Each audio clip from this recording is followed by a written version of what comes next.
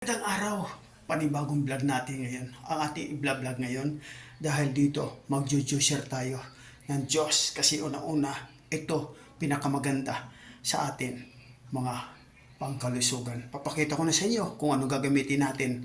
Ito, yung lemon, tapos yung pinya, ayan, tapos yung carrots, yung apple, at saka yung pipino.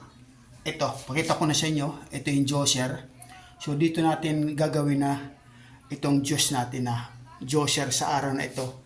Ito, bagong vlog natin about dito sa pangkalusugan. Sana nagustuhan mo itong aking vlog content about sa kalusugan natin dito sa pag-juicer natin. Yan.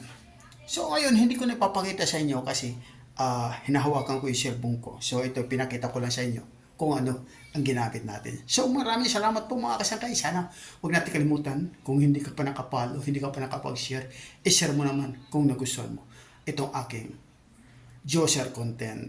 Bye-bye!